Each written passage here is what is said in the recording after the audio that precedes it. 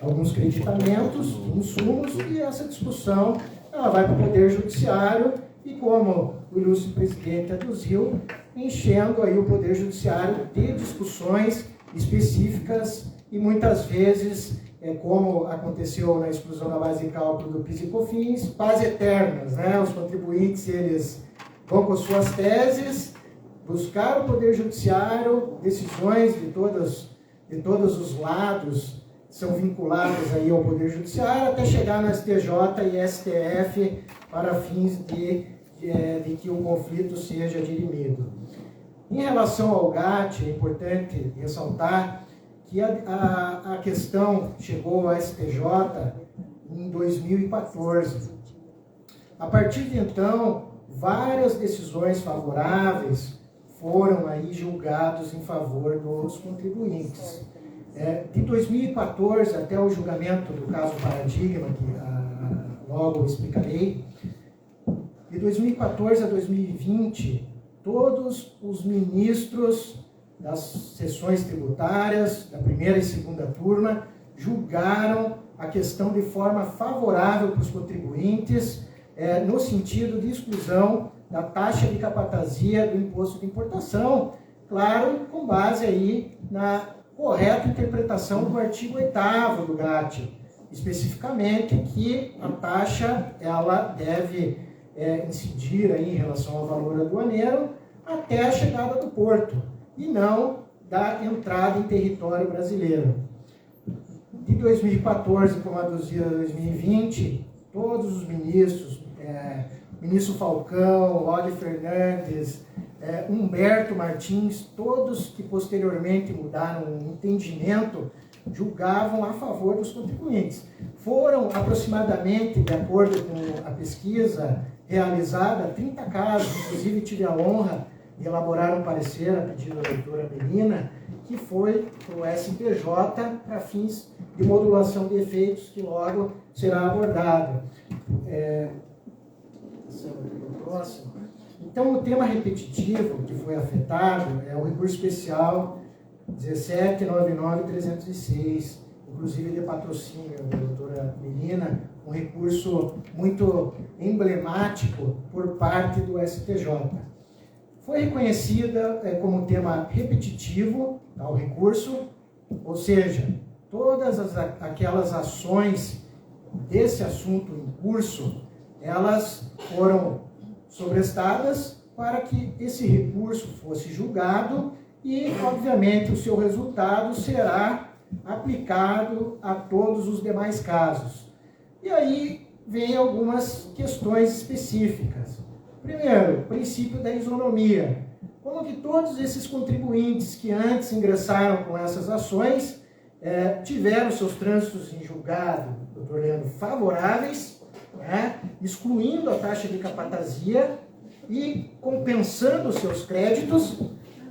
No entanto, os demais que entraram depois, numa injustiça tributária, digamos assim, eles, com base no julgamento, que foi desfavorável por 5-4, ou seja, um julgamento que modificou um entendimento majoritário em todos os tribunais. O TRF4, inclusive, sumulou essa questão, súmula 93 do TRF4. Então, todos os contribuintes, depois de que houveram todas essas decisões, obviamente se planejaram ou excluíram os mais, eu digo assim, os mais arretados, né? Já passaram a excluir a taxa de capatazia nas suas operações, diminuindo o custo do valor aduaneiro. Lógico que impacta nas importações, até na balança comercial. Por isso do assunto que é muito importante, impactando a questão do comércio exterior, onerando os importadores. Inclusive, essa oneração faz com que os produtos fiquem mais caros aqui no Brasil. Então, é necessário ter uma visão clara em relação a esse assunto. Quanto a esse caso Paradigma, dizendo assim, que é o tema 1014, do STJ, foi ressaltado muito pelos ministros inclusive, ao contrário dos entendimentos de Humberto Martins, e principalmente do ministro Francisco Falcão, que eles mesmos, nos outros 30 casos, tinham votado de forma favorável aos contribuintes. Como que em um caso, em meio à pandemia, talvez a gente veja aí uma questão talvez política, como a gente sabe, estão existindo alguns julgamentos nesse sentido, não uma crítica, respeitosamente, mas o STF, no meio da pandemia, julgou mais de 30 casos tributários e a gente nem ficou sabendo, digamos assim. Por quê? Porque foram casos virtuais, utilizaram-se, né, dessa pandemia para fins de julgamentos virtuais e a gente não ter acesso, inclusive nas pautas relacionadas aí aos recursos que foram desfavoráveis para os contribuintes. Voltando ao assunto em tela, basicamente houve uma crítica relacionada a esses ministros que foram favoráveis, dizendo, olha, como que em 30 acordos houve o resultado favorável, vocês decidiram no sentido de que o artigo 8º do GAT expressamente aduz que a taxa de capatazia do valor aduaneiro ela não é cobrada quando a mercadoria está no território brasileiro. Do nada, com o devido respeito novamente, mudam esse entendimento no meio da pandemia e na crise econômica. Talvez seja algo, realmente algo muito emblemático. Inclusive, o ministro Francisco Falcão, em outro julgado específico, ele mesmo aduziu sobre a questão da necessidade da não imutabilidade das decisões, mas que essas decisões elas sejam modificadas a partir do momento que haja aí um contexto social. Esse contexto social de mudança de entendimento, de necessidade de uma modificação lenta do direito, trazendo estabilidade, trazendo segurança jurídica, é necessária. Inclusive, como aduziu o ministro Francisco Falcão, já decidiu várias vezes nesse sentido. Então, é muito curioso, com o devido respeito, novamente, que haja esse entendimento modificado dessa forma, com base, inclusive, em muitos outros acordos que os ministros proferiram no sentido de estabilidade das decisões e também no sentido favorável relacionado à taxa de capatazia. Nós apresentamos o parecer, né, no caso que a doutora Melina ela está patrocinando, justamente em razão desse resultado desfavorável. Como o artigo 927 do Código de Processo Civil trouxe a questão da modulação dos efeitos ao STJ, existe essa oportunidade ou possibilidade de que esses embargos declaratórios opostos, nesse caso, sejam objeto de modulação de efeitos. A modulação de efeitos, basicamente, no Brasil, ela veio evoluindo através do tempo. A primeira questão relacionada aos casos de modulação, ele vem lá da Constituição de 1934, doutor Leandro, que é no sentido de intervenção. A verdade é que o procurador-geral ele era intimado para verificar a constitucionalidade ou não de intervenção federal nos estados. Esse instituto foi evoluindo até chegar agora em 98, salvo o melhor juízo, ou 96, com a lei que o ministro Gilmar Mendes foi relator, justamente para garantir que o STF pudesse modular decisões, até para não prejudicar aí, os contribuintes. Essas decisões são importantes em relação aos efeitos prospectivos, aos efeitos passados, justamente para a gente ter a segurança jurídica, que é o que não houve nesse caso. A segurança jurídica e a estabilização, a questão de confiabilidade no Poder Judiciário. Não só isso, a questão do contribuinte saber o seu direito, saber como proceder nas suas respectivas operações, que é o que no momento a gente vê questões muito controversas e que efetivamente prejudicam os contribuintes. Voltando à questão, o artigo 927, na minha visão, inclusive na visão da doutora Tereza, é um artigo que veio a somar, porque o entendimento passado do STJ era no sentido de que ele não poderia modular efeitos, né? Então ele julgava 30 casos, julgava um paradigma desfavorável e não tinha possibilidade de modular efeitos, e os contribuintes, como nessa situação, ficavam à mercê dessa injustiça tributária. O relator, ministro Falcão, em relação ao RESP 1645-852, é um exemplo de que ele vai de acordo com esse entendimento aqui, ora explanado. Então, fica, obviamente, depois quem quiser esses slides, fica como um caso, um caso paradigma aí para nós, para a gente seguir, né? Já indo ao final dessa explanação, gostaria também de aduzir alguns pontos que foram ressaltados na live, principalmente em relação aí aos riscos relacionados aos contribuintes. Bom, o Porto de Paranaguá, como dito pelo ilustre presidente, é um dos portos mais importantes. A gente foi numa palestra do Dr. Luiz e ele aduziu o seguinte: olha, eu já trabalhei no Porto de Santos, logicamente é muito difícil competir por conta da infraestrutura, porque lá é maior, né?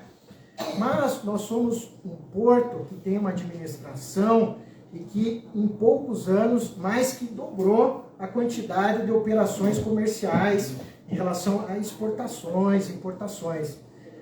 Ora, dito isso, obviamente que aqui tem que ter uma estrutura do Poder Judiciário efetiva, visando a questão ambiental. Inclusive, ele deu um exemplo de que iam implodir uma parte aqui do mar, porque existiam pedras que estavam atrapalhando os navios, né, de atracarem, e houve uma questão dos índios, né, relacionada aos índios, que eles, opa, não, isso daí vai, com devido respeito, estragar tal coisa, né, e obviamente precisa, muitas vezes, do Poder Judiciário dando essa resposta, como foi dado nesse caso. Foi ajuizado uma ação civil pública, o Ministério Público bateu em cima, o Porto, obviamente, se defendeu, explicou todas as nuances dessa operação, e quando ele, inclusive, disse para nós que quando implodiram foi uma decepção.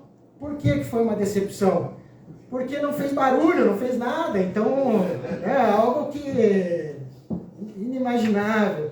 Então, obviamente, tem que ter a parte ambiental e tem que ter a parte, como explanado, de cuidado com essas importações, porque nós dependemos dessas exportações e importações. A gente sabe que o agro aí está movimentando muito o Brasil, e também as importações para fins de competitividade, para fins dessa inter-relação comercial. A taxa de capatazia é um exemplo concreto.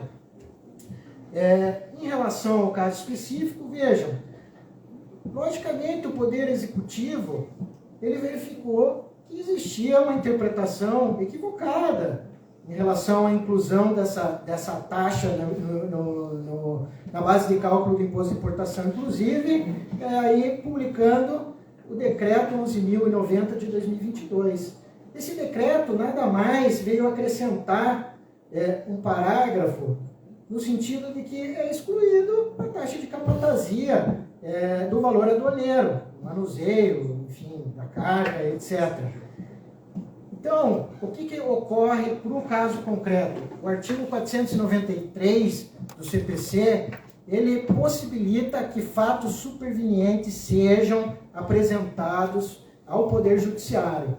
O fato superveniente, nesse caso, é justamente esse decreto que tem que ser considerado, na minha visão, na nossa visão, para fins de que essa modulação de efeitos ocorra. Inclusive, será uma das primeiras, salvo o melhor juízo, de pouquíssimas em favor dos contribuintes, que ocorrerá.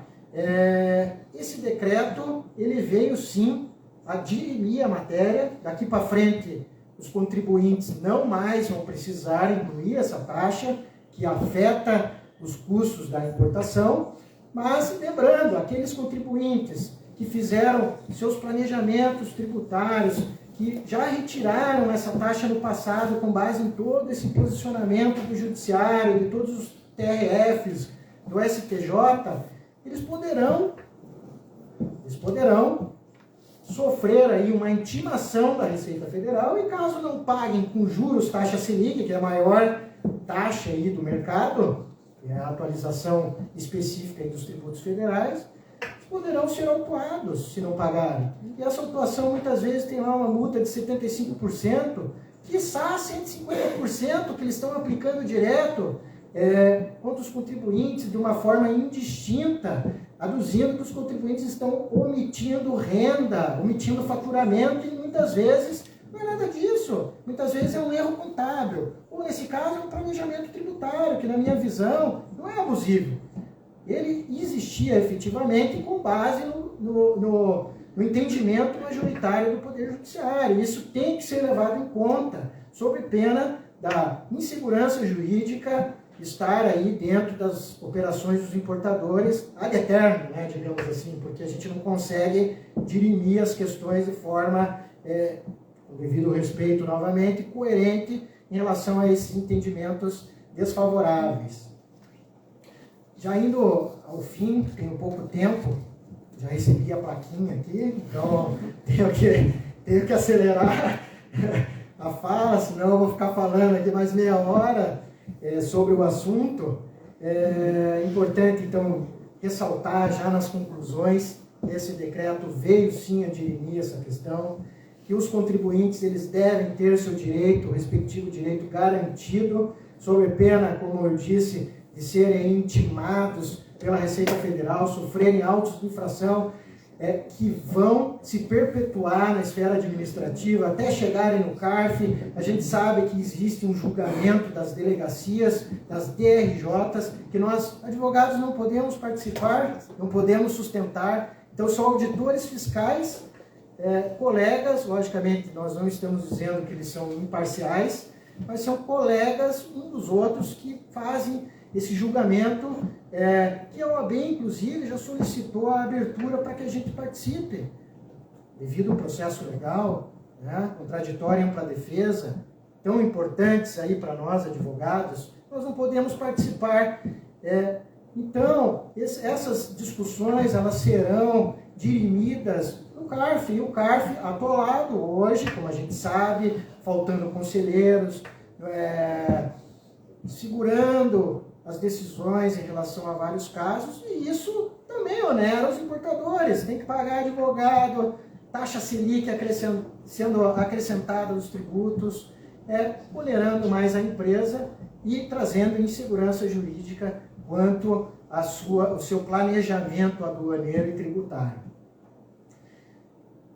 Partindo para o fim, o STJ, em relação a esse julgamento, ele deve sim modular efeitos, sob pena de uma injustiça tremenda para aqueles que ajuizaram suas ações ou, desde logo, fizeram seus planejamentos tributários com base na exclusão da taxa de capatazia do imposto de importação.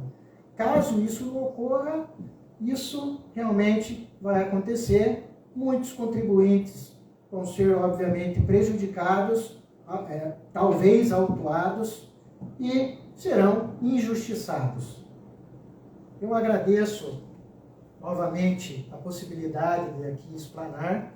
Espero ter aí contribuído um pouco em relação a essa discussão, que é super importante também para Paranaguá, pois, havendo esse tipo de desoneração, obviamente que o porto ele vai ser ainda mais utilizado, mais contribuintes poderão participar aí do comércio exterior. Muitos contribuintes a gente sabe que não tem essa condição, muitas vezes o radar é um valor pequeno, enfim, não vão poder aí galgar objetivos maiores.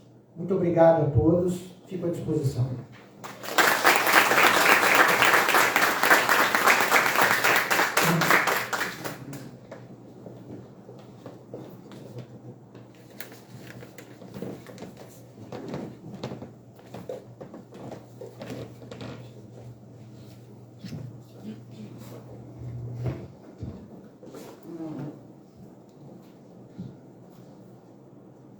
obrigado, doutor Alisson.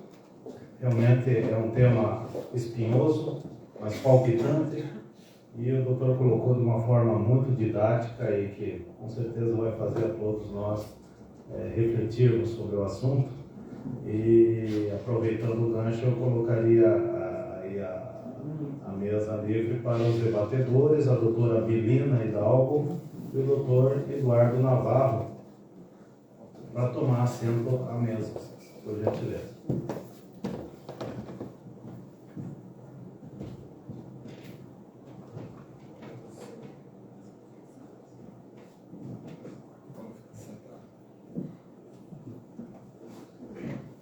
Eu passo a palavra ao doutor Eduardo Navarro para que faça uso da palavra e participe como debatedor no painel.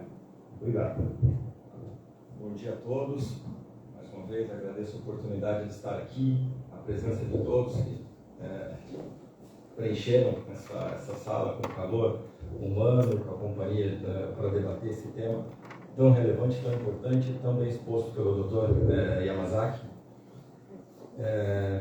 Agradeço e parabenizo pela exposição, foi extremamente complexiva, abrangeu o tema de forma extraordinária, tendo atingido exatamente o ponto central da questão, que é uma falha interpretativa, entendo que ali esse entendimento do STJ tem dois problemas muito graves. O primeiro é a esquizofrenia jurisprudencial, que é essa alteração de entendimento de acordo com o humor do dia do tribunal, isso traz muita insegurança jurídica.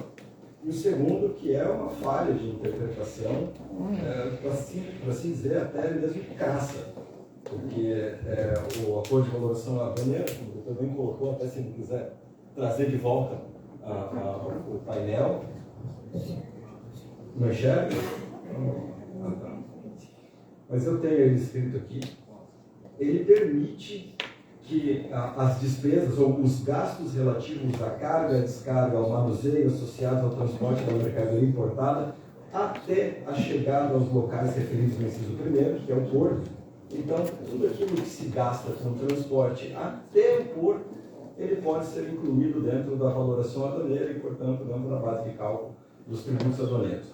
A noção qual que é? A noção, a ideia por trás desta regra de uniformização de tratamento comercial global, justamente para dar previsibilidade entre atores internacionais, era de saber tudo aquilo que for gasto com o transporte até a chegada no porto vai compor valoração aduaneira e poderá ser incluso dentro da base de cálculo dos tributos aduaneiros. A locução até é traduzido do inglês, e no inglês fica muito claro que o objetivo é justamente que tudo aquilo que for gasto até a abordagem do porto dentro, no cais.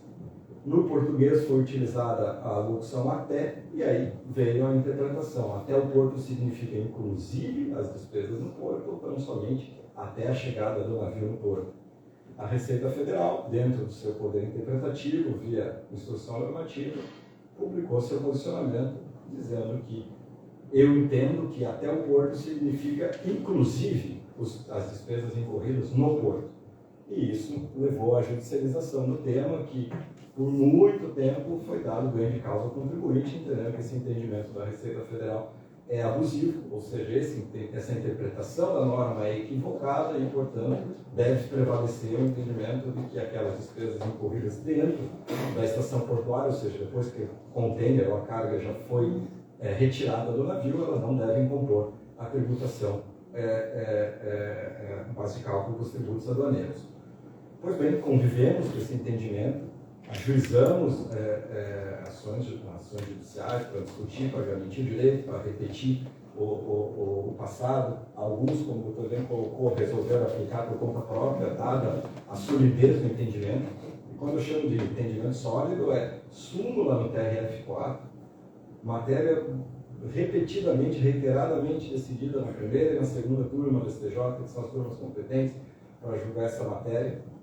E aí, de repente, no início da pandemia, no caso da doutora Melina, por coincidência, feliz ou infeliz coincidência, reúne-se a sessão para fazer o julgamento do repetitivo. Salvo engano, até o doutor Yamazaki talvez deve ter esse dado melhor, mas acho que 2 ministros estavam fora, foram convocados ministros substitutos, então e eles acabaram sendo fiel da balança para essa alteração de entendimento. Se tivéssemos tido a composição ordinária da primeira e da segunda turma compondo a primeira sessão, teríamos tido um resultado favorável. Os 2 ministros que estavam ausentes foram substituídos por outros 2, eu não recordo o nome, acabou invertendo o entendimento, reverteu todo o entendimento jurisprudencial e o pior, pegou todas as ações que estavam em curso até aquele momento com a inversão da jurisprudência. Absolutamente o que não tinha sido julgado até aquela data passou-se a ser julgado improcedente. E isso trouxe problema não só para os contribuintes. Eu acho que isso trouxe problemas também para a própria advocacia.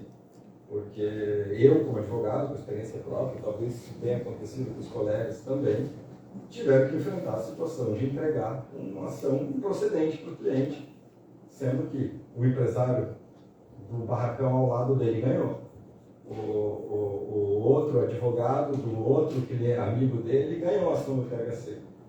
E a gente perdeu por uma questão processual, por uma questão de time, e ainda leva a conta da sucumbência para ser paga. Então isso acabou criando uma situação muito problemática para a advocacia, para o empresariado, e essa simples situação dessa guinada jurisprudencial por si já se ensejaria campo aí para a aplicação da modulação dos efeitos, que seria uma grande novidade aí, pela primeira vez, uma modulação favorável ao contribuinte. Geralmente a gente tem a situação contrária. O único ponto que eu colocaria, vou criar um pouquinho de polêmica, se me permitirem, mas acho que essa é a graça do debate, é com relação aos efeitos do decreto do presidente, que veio alterar o entendimento da administração sobre o tema. Segundo o próprio GAT, permite aos estados que cobrem tributo sobre as despesas de capatazia ou das despesas portuárias até a chegada do porto ao navio. Então há uma permissão, há uma autorização para que haja, ou seja, juridicamente falando, a competência para tributar. Então é dada a competência para que se tribute. O tema do alcance dessa competência foi decidido de forma pragmática pelo STJ, dizendo não, essa competência abrange o THC, essa competência abrange as taxas de capatazia. Então, novamente, de forma pragmática, não estou dizendo que está certo, está errado, mas apenas de forma pragmática, a gente tem um judiciário convalidando o entendimento de que há competência da União para cobrar o THC impor ou incluir o THC na base de cálculo dos tributos aduaneiros. Veio um decreto presidencial por motivos, aí tem até uma peculiaridade, acho que curiosidade, vale a pena ressaltar, por o Brasil fazer parte do Mercosul, não há disponibilidade para manipulação da alíquota do imposto de importação livremente por cada membro. Então, se o Brasil quiser modificar o imposto de importação dos seus produtos, precisa fazer em conjunto e com autorização dos outros membros do Mercosul. Então, isso engessa o poder de manipulação dos tributos aduaneiros, e naquele momento político a presidência gostaria de fazer uma redução da tributação aduaneira, não podendo mexer na alíquota, tiveram a ideia e falaram, não, então vamos reduzir a tributação do imposto de importação mediante a redução da base de cálculo, e aí passa-se a retirar o THC da base de cálculo dos tributos aduaneiros. Isso foi um caminho para burlar o engessamento que o Mercosul põe sobre as alíquotas. Então, no meu entendimento, esse decreto ele nada mais vem do que a criar uma redução no exercício de competência. A União continuaria podendo cobrar o tributo, mas não o está fazendo por uma opção própria e por uma decisão política, uma decisão do Poder Executivo de excluir esses dados, esses valores da base de cálculo dos tributos. É claro, serve como argumento, mas estou apresentando uma opinião contrária apenas por amor ao debate. Então eu entendo que O decreto em si, ele não tem o potencial de retroagir, embora seja possível construir o entendimento de que ele nada mais esteja fazendo do que confirmando aquilo que o contribuinte sempre alegou. Todavia, entendo que o espírito dessa alteração legislativa não foi esse, ele foi de abrir mão de um poder, abrir mão, deixar de exercer uma competência que foi assegurada pelo entendimento do STJ. Então, era somente esse ponto que eu traria para polemizar. Eu devolvo a palavra aos meus colegas e agradeço pela atenção de vocês. Doutora Medina. Por favor, tenha a palavra, doutora Medina.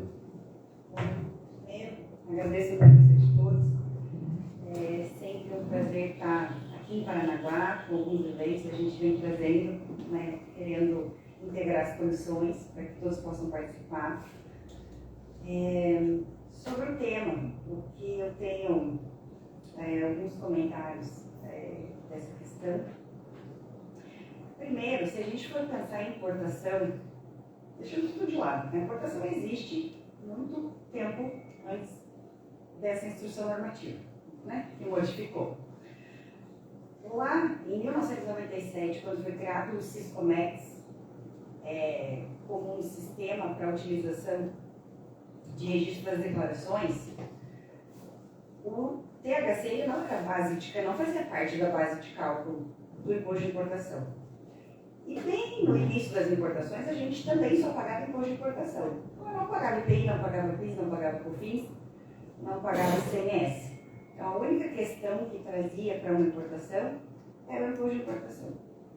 Se você pega o sistema da Receita Federal, hoje, o Siscomex, depois já dessa instrução normativa, ele existe um campo específico, onde ele tem um campo para dizer assim, descontos cabíveis da base de cálculo. E um desses descontos é exatamente o THC. Então, isso sempre foi descontado, até essa legislação de 2003. Quando a gente fez o processo, que ele foi tido como um dos processos repetitivos, o que a gente argumentava? Que exatamente isso nunca foi. E o próprio sistema estava preparado para isso. Eu fiz um print do sistema da Receita Federal e juntei no meu processo. Pasmem vocês que depois dessa decisão, o sistema mudou e não existe mais essa opção, que eu fui ver. Então, assim, eles tiraram a opção que existia porque eles interpretavam errado, faziam errado, de uma coisa que já vinha sendo feita, e aí eles mudaram a legislação. Então, o que a gente falava? Tudo bem, se vocês querem mudar, e talvez o ABA dá a chance, ele diz que quem pode colocar, faça, mas não é a instrução normativa que fez isso. Eu preciso fazer da forma correta, então. Então, a gente trouxe várias vertentes, vários entendimentos de como era a importação, de como funciona o próprio sistema da Receita Federal, como a Receita Federal interpretava e por que eles mudaram só em 2003 e, inclusive, juntamos alguns processos de recolhimento que não tinha. Porque a importação ela era feita sem o THC na base, sempre foi feito, sem o THC na base de cálculo até 2003. Então, isso foi um grande problema. Primeiro, porque a gente já tinha vários julgados ali com relação a esse tema, onde você chegava para o seu cliente e dizia, olha, é uma tese que está consolidada, já tem decisão, já tem súmula, já tem isso, já tem aquilo, para daí, um belo dia, a gente se deparar com uma decisão dessa. E assim, sem fundamentação. Porque não tem fundamento, não entendo dessa forma, não tem. Então, logo em seguida, quando a gente protocolou os embargos, porque no nosso entendimento, com a alteração dessa decisão, era obrigatório já estar falando de modulação dentro da própria decisão. Eu não teria que provocar o judiciário para fazer isso. Porque com isso, hoje, como o doutor Yamasaki falou, é uma injustiça? Pode ser que a gente ganhe? Pode. Mas todos os processos que estavam em andamento vão ter acabado. E aí eu vou fazer o quê? Não tenho como resolver a questão. Porque hoje, se eu for pensar isso aqui, eu vou passar a bola até pro doutor comentar aqui sobre uma possível rescisória, né? Aqui não vou trazer o meu entendimento para que ele possa comentar um pouco, mas essa questão de interpretação no Brasil, ela é totalmente esquizofrênica. Tem que usar aqui o termo do Dr. Navarro. Por quê? Não sei se vocês lembram, quando o PIS e COFINS teve a discussão também do que era o valor aduaneiro para o PIS e COFINS. O valor aduaneiro para o PIS e COFINS tinha tudo, ICMS, o próprio PIS e COFINS, valor aduaneiro é valor aduaneiro. Exato, uma fórmula, você tinha que pedir uma planilha para a Receita Federal para você calcular, porque a gente não conseguia. A Receita fez uma planilha para a gente calcular. Então, era valor aduaneiro. Imposto de importação era valor aduaneiro. PIS e COFINS era valor aduaneiro. Só que eram coisas totalmente diferentes.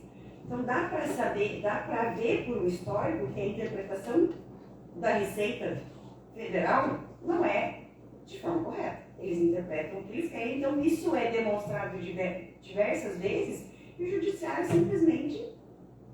Até se me permite fazer uma complementação, mas acho que esse é um dos grandes problemas do nosso sistema jurídico. É não colocar a coisa certa na casa certa, no lugar certo. A legislação, o Congresso Nacional, o povo, ele estipulou, escreveu a lei. Daí para baixo é opinião, é interpretação.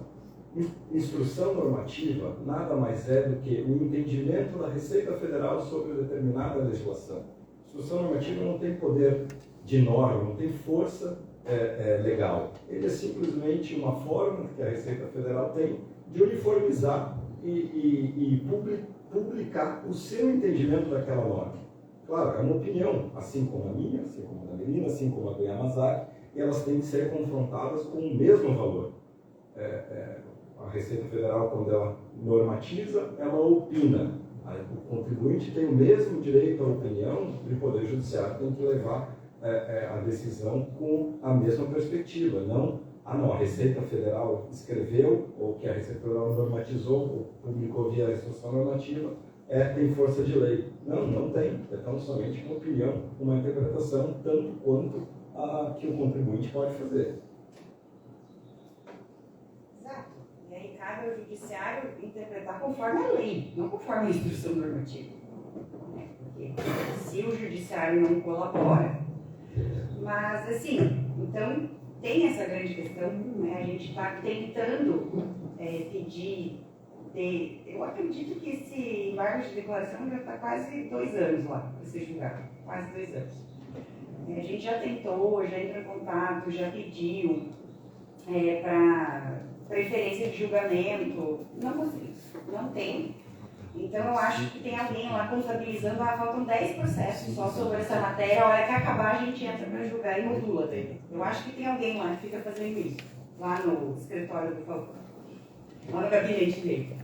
E ainda com relação a essa questão que o Eduardo comentou, sobre você chegar para o seu cliente e falar assim, olha, veja que o vizinho ganhou e você não ganhou. Pensem que eu tenho um cliente que ele tinha 2 CNPJs, um a gente ganhou e o outro a gente perdeu. Então foi mais fácil de explicar, né? Porque eu falei assim, veja, não sou eu que sou um problema como advogada. De fato, aconteceu, teve essa, porque às vezes os clientes acham que é história, né? Tá, só porque eu não entendo, vem aqui me conta uma história bonita, que mudou, que isso, que aquilo. Não é, a gente faz um cálculo do risco que a gente tem para oferecer um determinado serviço. Né? Inclusive, quando a gente entende que tem risco, a gente fala, vamos na via do mandado de segurança, se tiver cabimento, você não vai lá ficar fazendo ação ordinária e arriscar o seu trabalho.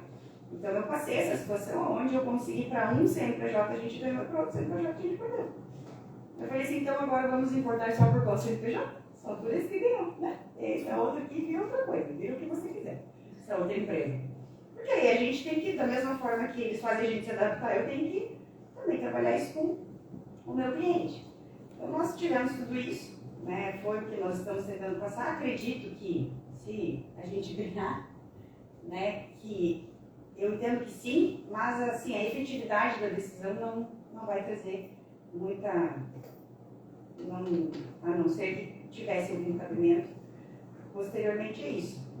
E com relação a que o doutor Navarro falou também dessa questão de retirar da base de cálculo esse valor com vista à redução de alíquota, que é efetivamente o que acaba acontecendo, a gente trabalha isso simplesmente pela extrafiscalidade do imposto de importação. Então, mudei hoje, amanhã já está valendo, e então tem mais essa facilidade. Eu acredito que se eu fosse trabalhar com outros tributos ali, talvez fosse mais complicado. Mas essas são as questões que eu tenho do processo. Tenho comigo, eu até antes comentei com o doutor Navarro, que eu já estou com um ranço dessa matéria, porque eu não... Esse processo, ele se arrasta, e você explica, você fala, você informa, você traz assim, 42 argumentos porque está errada a interpretação, e vem um acórdão assim, que você não tem como acreditar, infelizmente. E essa mudança tão repentina de um pedido de vista de algo que vinha acontecendo, e sequer eles vêm tratar da modulação e leva aí mais de 2 anos para fazer, para colocar em pauta, assim, desrespeitoso. Chega a ser afrontoso, desrespeitoso com nós advogados, com importadores ou até com a segurança jurídica, que vem colocado em xeque, para mim, isso em qualquer momento. No Brasil você não tem segurança jurídica, não consegue ter esse tipo de planejamento e essas questões. Agradeço e fica aí para o doutor a questão se a gente pode fazer algo depois dessa decisão, considerando que ela será favorável para quem já teve seu processo perdido, né? Vamos já finalizar. Agradeço a doutora Medina, agradeço ao doutor Navarro. Eu passaria aí para o doutor Yamazaki fazer suas considerações, né, acerca do debate. Por gentileza, em 5 minutos. Agradeço. 5 minutos. Já. 4 já. Vou ser breve. Em relação ao que o doutor Navarro aduziu, entendo realmente que o decreto ele não tem o efeito de retroagir em relação a quem não ingressou com a ação e não vai ter a modulação dos efeitos. Mas o artigo, salvo melhor juízo, 111 ou 110 do CTN, tem um dispositivo específico que fala que há como interpretar de forma favorável, né, determinada legislação, ali eu vou chamar de legislação infralegal. Então, nesse sentido, eu entendo dessa forma para fins de aplicação do decreto no caso concreto. Em relação à ação rescisória, eu participei de um caso envolvendo o IPI na revenda, em que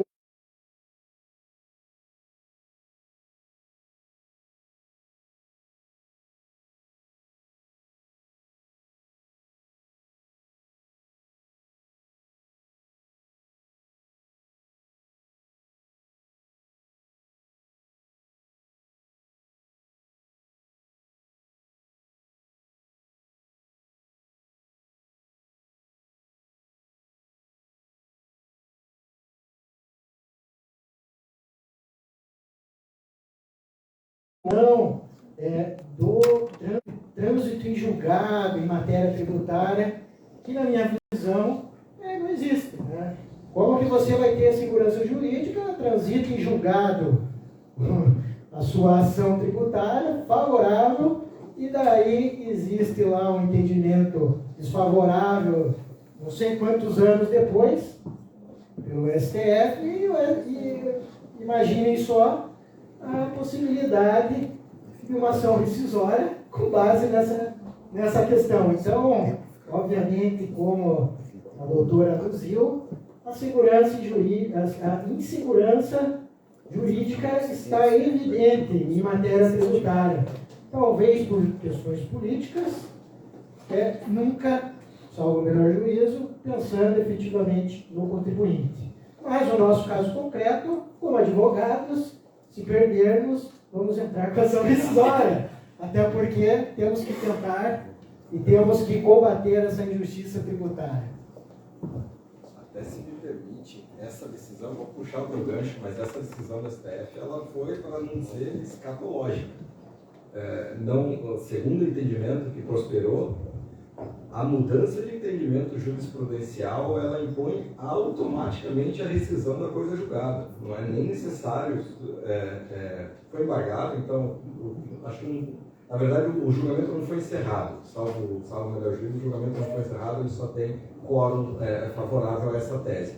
Mas a tese que está prosperando, ela estipula que uma alteração do entendimento jurisprudencial tem aplicabilidade imediata à coisa julgada. Ou seja, quem tem, por exemplo, ação do IPI transitada em julgado, se houver uma decisão posterior do STF dizendo, a partir de agora, como aconteceu com o THC, o entendimento deve ser aplicado a todos indistintamente, existindo ou não tendo ação transitada em julgado, independentemente de uma ação rescisória. Realmente é um grande retrocesso com relação à segurança jurídica. Sei que existem argumentos para os dois lados, porque tem situação como a do IPI, em que existem dois mundos, né? Existe o mundo de quem tem ação transitada em julgado para não pagar IPI na revenda, e existe o mundo de quem não tem essa ação, e é muito difícil dizer que há uma concorrência leal ou um pé de igualdade entre esses dois mundos. E também aconteceu, e só existe também por uma esquizofrenia jurisprudencial. Essa eu me lembro bem, foi durante a Copa do Mundo aqui no Brasil, o STJ se reuniu e deu uma decisão dizendo que o IPI revenda não deve ser recolhido, não há incidência do IPI na revenda por uma divergência de interpretação do CTN. Durou exatas 3 semanas, a Fazenda embargou. 3 semanas depois se reuniu de novo o STJ e disse, não, realmente revejo, dou efeitos infringentes aos embargos e o IPI revenda deve ser incidido. Sim, é legal a cobrança do IPI na revenda. Só que nesse ato, nessas 3 semanas, houveram 3 sessões de julgamento e passaram 42, 43 casos em que foi decidido favoravelmente ao contribuinte e transitou em julgado. Então, existem 42 superempresas e o resto do Brasil concorre, paga o IPI. Essas 42 empresas têm uma vantagem concorrencial muito grande. Realmente há há um disparate, mas eu não sei se a solução que a STF está querendo dar seria melhor, que é de relativizar toda a coisa julgada em prol de corrigir esses problemas da própria esquizofrenia. Acho que teriam mecanismos mais efetivos para isso. Última palavra. Já está me olhando. Tá bom, né? Tá bom. Talvez uma solução, aqui pensando, seria não no sentido, por exemplo, a Receita Federal ela vai interpretar que ela pode recuperar tudo, né? Que o contribuinte não pagou em razão daquele acordo, enfim, que foi rescindido. Mas talvez uma solução seria de que o STF entendesse e julgasse que aquela decisão valeria para frente, logicamente, sob a pena das empresas saírem do Brasil, porque não vai ter condições nenhuma de acreditar em uma tese ou discutir e, obviamente, ter que pagar tributos inconstitucionais, enfim, todas as mazelas que vão sendo usadas. Quem sabe obrigar a modulação. Quem sabe, então, situação com repercussão geral, é obrigatório modular, ou pelo menos vai dispor ou informar qual é o efeito disso no mundo prático, ou para todos, ou com relação aos trânsitos em julgados anteriores, em sentido contrário. Talvez fosse uma solução mais justa do que simplesmente dizer, não, a partir de agora todos têm que se colocar na posição de verificar se minha decisão está afetada ou não está por esse novo entendimento. É bem complicado. O pior que eu vejo não é nem essa questão. De repente, você fez o processo, você tem um trânsito em julgado, de repente, quanto tempo vamos... Exato, ficar monitorando, então assim, eu não vou poder mais nem discutir tributo, se ele está ou não, vai ser tão risco que eu prefiro nem discutir mais. Essa é uma outra questão. Eu não vou ter mais nem direito, eu tenho, né? Mas aí a gente fica nessa. Enfim. Obrigada. Muitíssimo obrigado. Doutores, muitíssimo obrigado, doutores. Acho que todos estão de parabéns aqui, aqueles que assistiram atentamente, e os debates aqui eu acho que enriqueceram ainda mais. Todos estamos de parabéns. Muito obrigado mais uma vez pela presença de todos. Nós convidamos agora aos participantes para participar de um coquetel que será servido no saguão, e aqueles colegas da comissão estadual que vieram de van, a funcionária da OAB vai verificar a situação do almoço com vocês para fazer o pedido antecipadamente. Muito obrigado E o segundo painel vai se iniciar em 15 minutos. Obrigado a todos.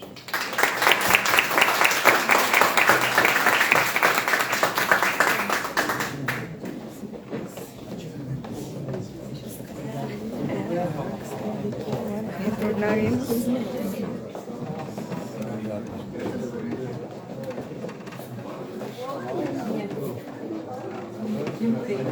Chegar perto, peguei o final de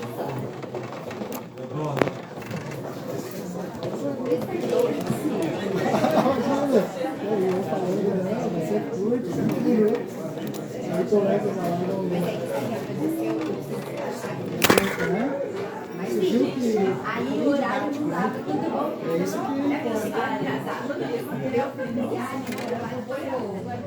Está sendo transmitido Pelo Instagram. Pelo Instagram. Ah, não é pelo YouTube. Não, eu tô vendo.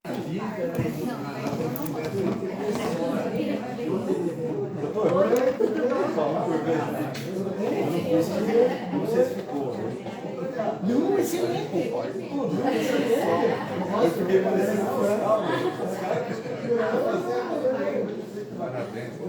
Mas que é uma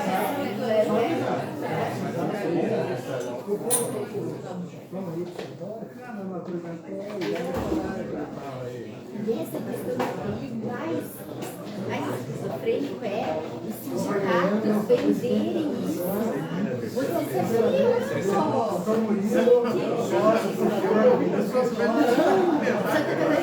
Eles estão fazendo isso. Venderam para um cliente meu. Aí eu falei, ó, mas você sabe que tem decisão? Eu fiz pesquisa. Primeira instância. Santa Catarina. É uma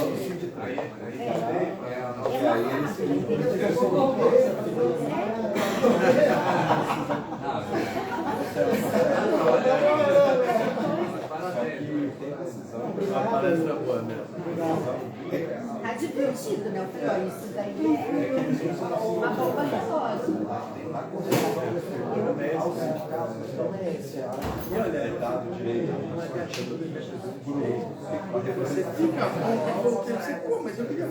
E a decisão vai ser aplicável ao judiciário, que é sempre assim, ao sindicalizado. Aí o STF foi lá Interessante, eu não sabia desse caso.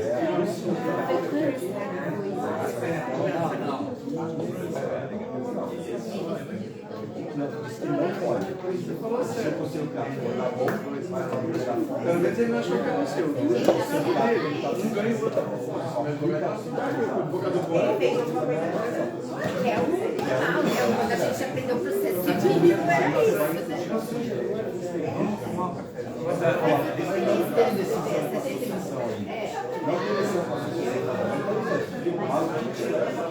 Que vai mudar.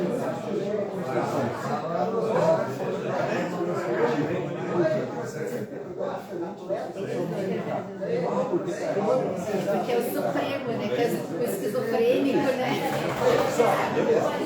Tem uma decisão favorável.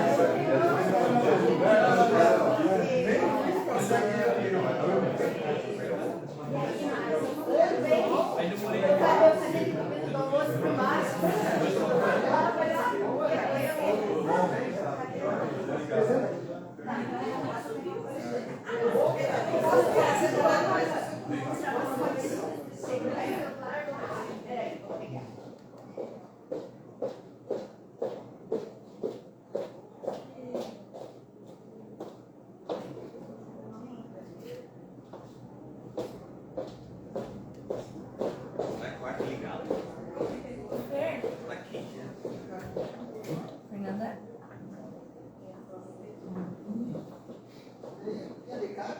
Não, vi.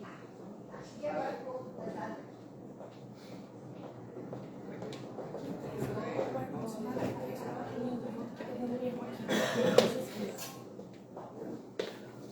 O ar tá aqui. O controle dos slides, você tá falando?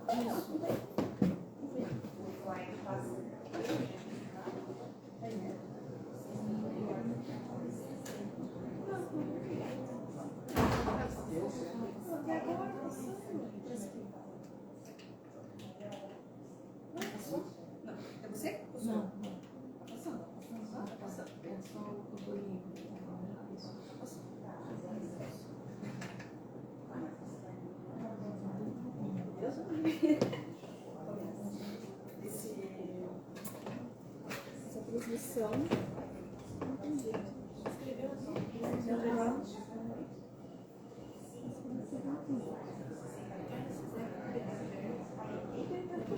Adaptou mas a minha igreja para a pandemia. Eles instalaram as câmeras já posicionadas, não precisa mexer. Eles controlam pela mesa do som. Mas aqui, por exemplo, assim, mas vai ter um tato do que mexer. Igual o pessoal do órgão vai ajudar aqui para fazer o negócio dele. Não tem que falar a verdade. Se quiser, eu tenho pessoa que faz isso. É, fala pra você. É para setembro só esse da aula. O Mário tem tempo, né? Por atrás. Para encerrar, botar a primeira parte da palestra no YouTube, depois começa a outra. Ah, é para encerrar? Já para não ficar muito grande.